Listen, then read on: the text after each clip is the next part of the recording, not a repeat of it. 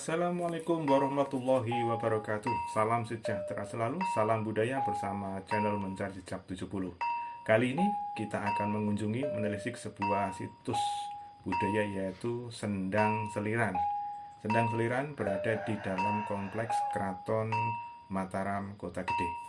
Kita bisa melihat ke sana di bagian belakang keraton yang masih merupakan satu areal dengan makam Keraton Kota Gede. Untuk lebih tahu, lebih lanjutnya kita telisik bersama-sama untuk melihatnya. Mari, salam dan salam rahayu bersama channel Mencari Jejak 70.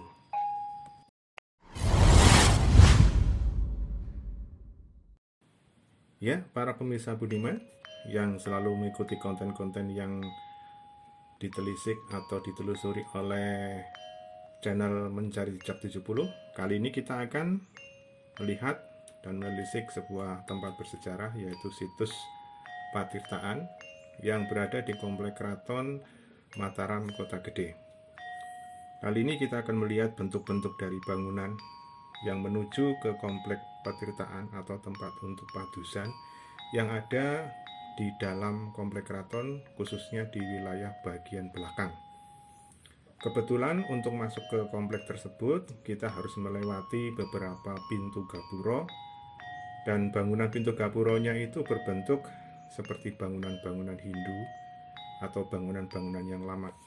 Dan memang menurut sejarah bahwasanya Keraton Mataram Kota Gede itu dibangun di tengah-tengah pemukiman masyarakat yang masih beragama Hindu saat itu, Hindu dan Buddha khususnya. Jadi bentuk-bentuknya pun mirip dengan budaya-budaya Hindu. Jika kita sudah masuk ke dalam, kita akan melewati beberapa pintu atau gapuro, dan biasanya di sana diadakan atau dipakai sebagai tempat untuk bersuci diri atau membersihkan diri sebelum masuk ke areal pemakaman. Sebab jika masuk pemakaman raja-raja yang di sana ada raja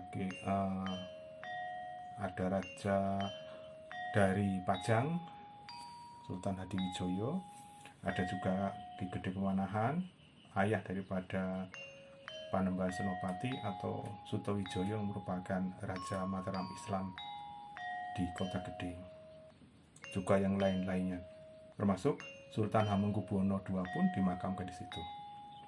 Jadi sebelum masuk biasanya akan mengadakan acara padusan dulu atau mandi bersuci diri di Patirtan atau Sendang di bagian bawah belakang. Setelah kita itu masuk, kita akan menuruni beberapa anak tangga yang cukup banyak ya. Lalu kita itu akan dihadapkan pada suatu areal yang luas di bawah dan dibagi menjadi dua. Yang sebelah kiri itu nanti Patirtaan atau tempat bersuci diri untuk yang putri. Yang kanan yang namanya Sendang Lanang atau Patirtaan laki-laki, yang sebelah kanan untuk padusan. Untuk yang sebelah kiri biasanya lebih tertutup karena putri, ada kelirnya. Ini kebetulan tim dari Mencari Jejak 70 hanya bisa mencapai pintu depan dan di tengah. Tidak berani karena untuk masuk ke dalam tidak boleh, aksesnya hanya untuk yang putri-putri saja. Lalu kita akan melihat untuk yang padusan lanang, di sana kita juga banyak melihat artefak-artefak di sana.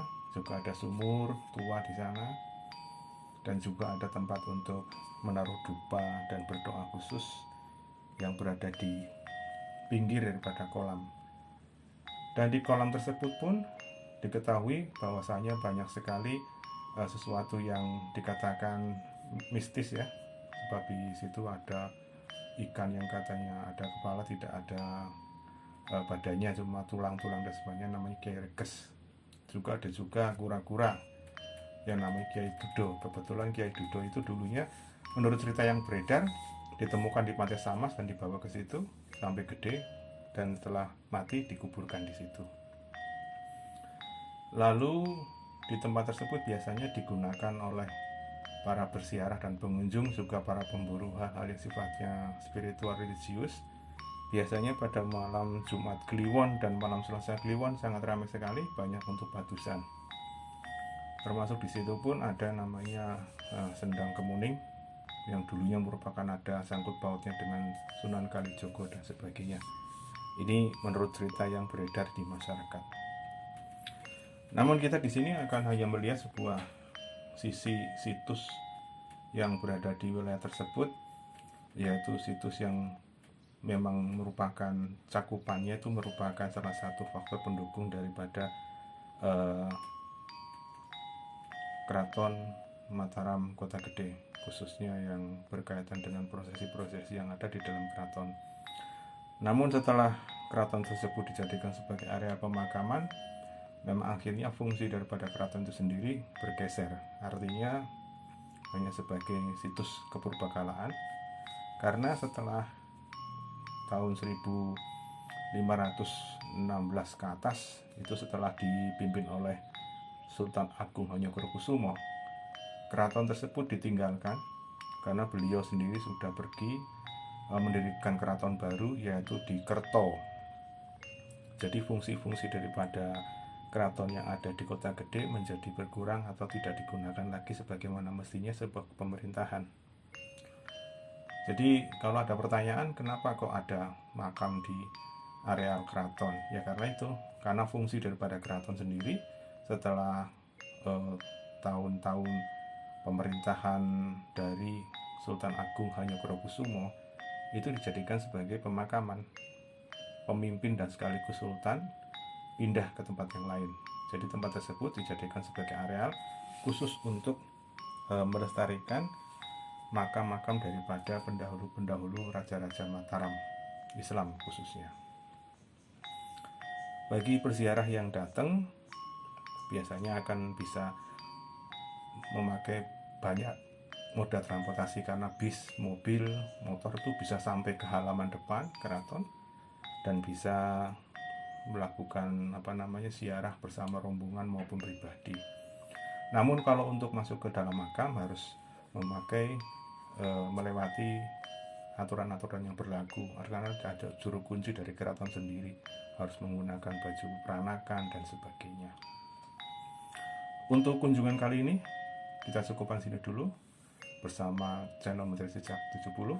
Kita akan bertemu lagi di tempat yang lain, tempat yang berbeda, agar kita menambah wawasan, menambah pengetahuan, dan menambah informasi budaya-budaya yang lainnya.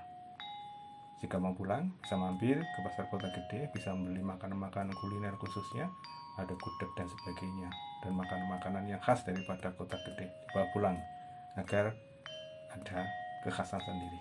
Assalamualaikum warahmatullahi wabarakatuh. Salam Rahayu, salam budaya, amin.